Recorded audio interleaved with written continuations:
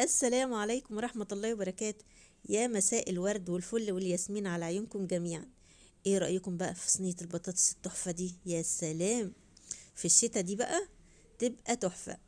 زي ما انتم شايفين كده، رز ابيض مع صينية بطاطس كده. البطاطس بصراحة بصراحة مش عايزة اقول لكم، تحفة تحفة تحفة.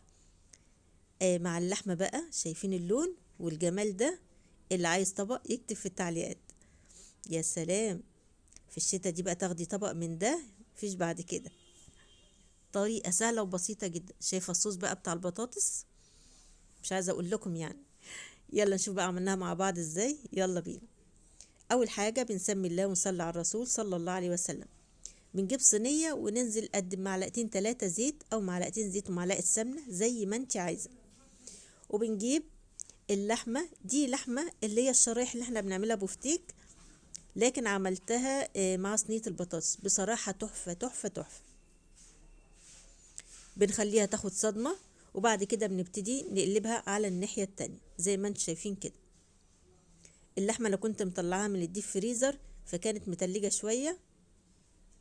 هنبتدي بقى نقلبها الناحية التانية اول ما تاخد صدمة كده زي ما انتم شايفين.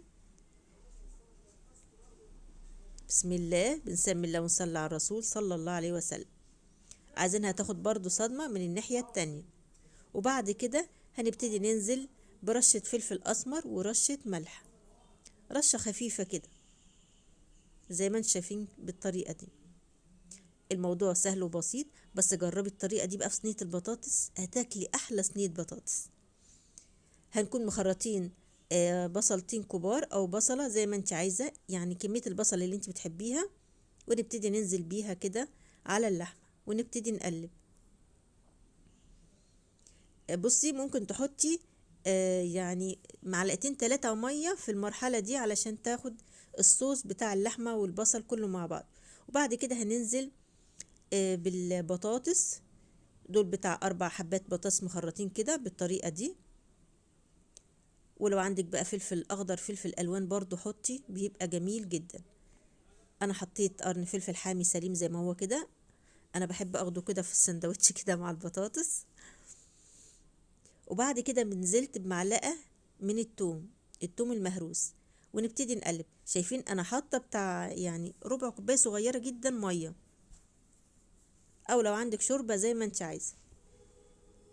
قلبت بقى كويس كل المكونات مع بعض، وبعد كده نزلت بعصير الطماطم. ده عصير طماطم فريش زي ما انتم شايفين بالطريقة دي. هنبتدي بقى نزود حبة مية او شوربة زي ما انت عايزة اللي موجودة عندك. وبعد كده نظبط طعم البطاطس. في المرحلة دي انا هخلي البطاطس يعني تقلب لها بتاع دقيقتين 3، واكون مجهزة مشغلة الفرن. زي ما انتم شايفين اللون والريحة تحفة تحفة. التوم بقى، يعني البطاطس دي روحها في التوم بصراحة. شايفين اللون؟ ما شاء الله لا قوة الا بالله. وعلى الحقيقة اجمل كمان. زي ما بقولك، ظبطي بقى الطعم. حطي بقى اللي انت عايزاه، بتحبي الفلفل الاسمر، الكمون، زي ما انت عايزة.